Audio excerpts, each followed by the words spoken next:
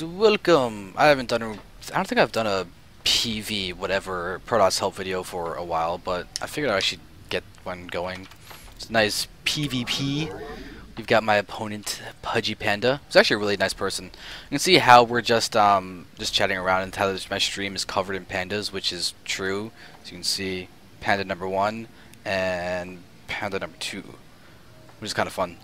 But basically, it's just a simple game. I mean, I know a lot of people kind of have trouble sometimes with one-base Colossus, especially people in the lower leagues just might. And so this I thought would be a quick little video that I thought could really help somebody, because not only does it beat a one-base Colossus, it kind of slaughters it. You basically get an expansion with this. In fact, I think I actually can get my expansion even earlier than the one I did in this game, but it's a perfectly safe build, and it's just all about smart positioning and realizing what can happen. So I'm just times 2ing because it's a pretty simple thing. My build order starts off 3-gate Robo, which is a pretty simple standard thing to do. People can do whatever flavor of that they like.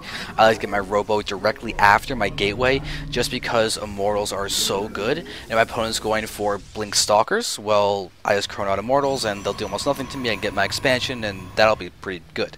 So I like that versatility. Plus, if I'm sitting against one-base Colossus, well, Immortals are great against Colossi, and I can just get up an expansion and defend against that.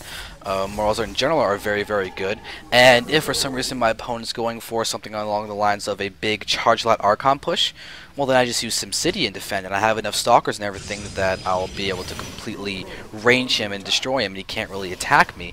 And I can just then get up Archons of my own, or Colossi, or whatever I feel like I should be going for. So you can see there I have my 2 gateways Robo. I think I should need to cancel one of those gateways, because normally to get out my Immortal around at 30 food, so I end up supply cap myself at 34 or 34 with the Immortal to get out ASAP. Usually I need to not have that second, or I mean, not have that 3rd gateway. I don't remember if I cancel or not this game, or if I make it work somehow. I do make it work actually, so I may need to steal this build order for myself. But basically I'm just talking, wasting time. The basics of the way to defend against the one-base Colossus is, first off, you need to scout it, which is what my first observer will be doing. And then you just set up a flank. It's that simple. Like some people can actually end up defeating a 1-1-1 with a certain type of flank, and Zergs do this all the time when they have to get in a good attack position. They'll send their army to 3 different spots that all converge onto where the opponent's army is, or where the opponent's army will be. Which is what's happening in this case. And by the way, seeing those Stalkers patrolling over there is a really, really key sign that there's an observer over there waiting to snipe yours. So send yours the long way around, keep it alive, and in this case, I get to see the Robo Bay that would have been hidden. So just to clarify that in case it was too fast for me to see, it was right there. So I know right off the bat is one-base Colossus. I just keep an eye if he's going to get his natural or not. That's the only thing that I'm thinking right now. So you see immediately I add on a few gates, and I will be getting down his natural expansion. So I think I should actually switch the order of that.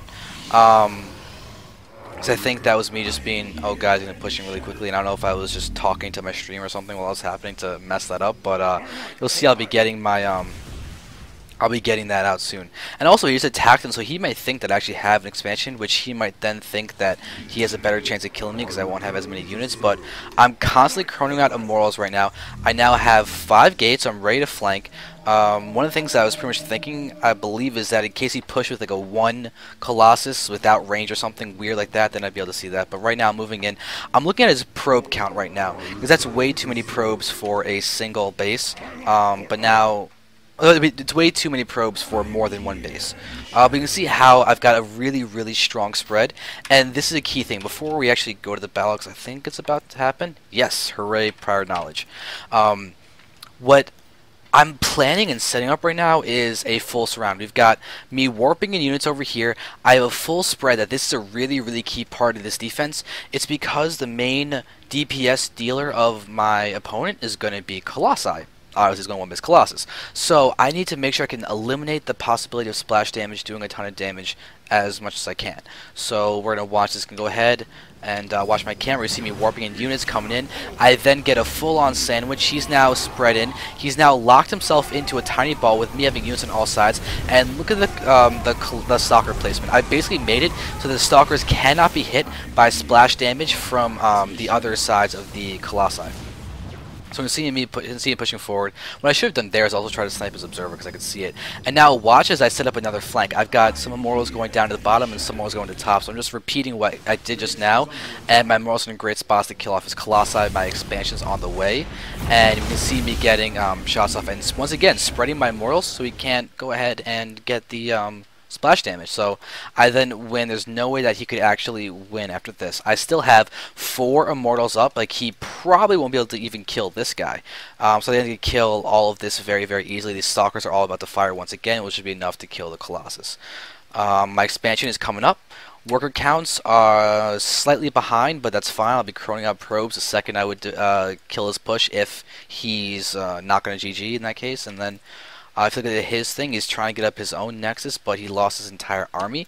So unit station, you see 1 Colossus, 4 Zealots, and 5 Stalkers. Well, those are the 5 Stalkers. That's the Colossus. They're all about to die. We have 1 Zealot there. I don't know where his other Zealots are. Oh, there they are. He's trying to warp him in and send them in to reinforce, but that's not going to happen. I can just counterattack and win because there's no way I'll have enough DPS to deal with that. So that's a simple video. Very simple. Very quick. It's all about positioning, really. It doesn't really have to focus on, oh, I have these perfect units and everything, so I can then defend the push. It's about positioning. Units obviously help, but you could probably, I might be taking this too far, but you could probably actually defend a one-base Colossus with just gateway units if you get a full surround. That may mean having to go back to the screen for a second.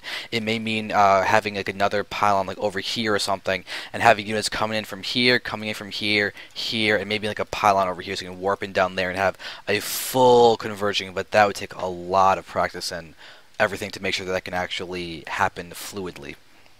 But still, food for thought. Hopefully you guys can learn and realize the usefulness of this. So thank you very much for watching.